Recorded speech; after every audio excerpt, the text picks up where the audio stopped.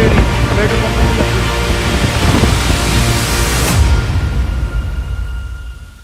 साल खत्म होने वाला है, लेकिन जयपुर अजमेर हाईवे पर जो हादसा हुआ है उसने हर किसी को रुला दिया है।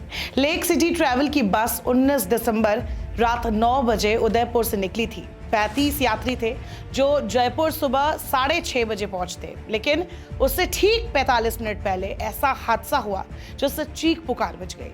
Jaipur LPG tanker truck blast में जो धमाका हुआ उससे गैस हवा में फैली, फिर एक एक कर कुछ ही सेकंड्स और मिनटों में 300-400 मीटर तक सारे व्हीकल में आग लगने लगी।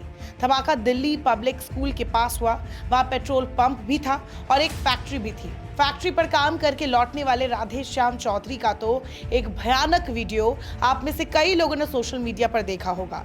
झुलसे हुए शरीर के साथ वो सड़क पर दौड़ रहे थे। उसके बड़े भाई अकराम चौधरी ने बताया है कि उसकी मदद किसी ने नहीं की। इस एरिया में जो कोई भी रहता है उनमें से हर किसी ने ऐसा भयानक मंजर देखा जो वो इस जीवन में कभी नहीं भूलेंगे।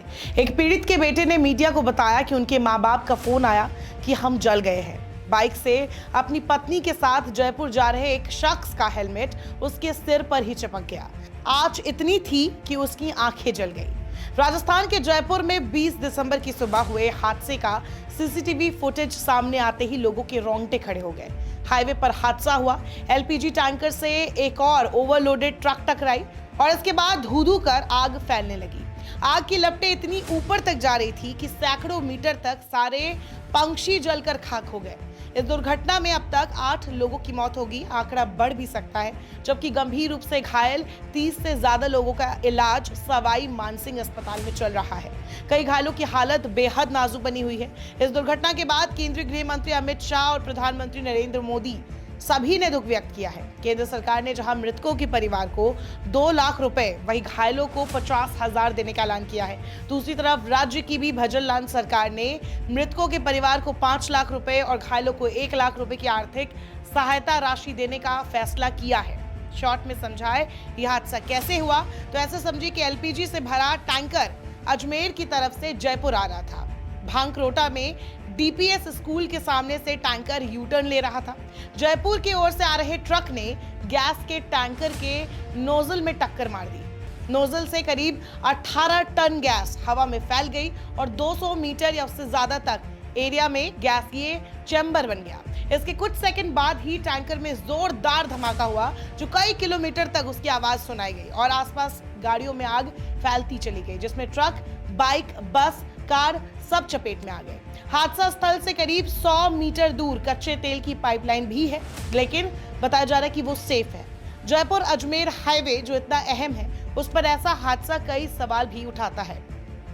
अब इस मामले में जांच की जा रही है, जिसमें कई और बातें सामने आ सकती है, क्योंकि कहा यह भी जा रहा है कि हाईवे के इस एरिया पर लाइट की अच्छी व्यवस्था नहीं थी, जिससे पहले भी ऐसे छोटे मोटे हादसे हुए हैं। खैर, सच्चाई तो जांच के बाद ही सामने आएगी, लेकिन एक बात तय है कि कुछ चंद लोगों की लापरवाही की वजह से कई बार दूसरे आम लोगों को अपनी जान देकर कीमत चुकानी पड़ती है। 35 से भी ज़्यादा लोग अस्पताल में झुलसी हुई हालत में भर्ती कराए गए हैं।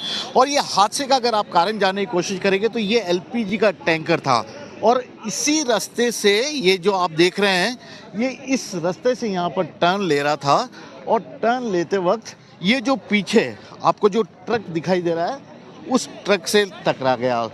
दोनों ओवरलोडेड थे, तो ऐसे में ट्रक का क्या उसके बाद जिस तरह से एलपीजी के इस टैंकर में आग लगी और उसके बाद जो आगे पीछे जो गाड़ियां आ रही थी हवा के चलते, सभी गाड़ियों को उसने अपनी चपेट में ले लिया। और उसके बाद आप देख सकते हैं, ये देखिए, ये गाड़ी की हालत देखिएगा क्या हो गई है, किस तरह से आग लगी थी और गाड़ी की अब किस तरह से ये जली हुई यहाँ पर आपको नज़र आ रही है।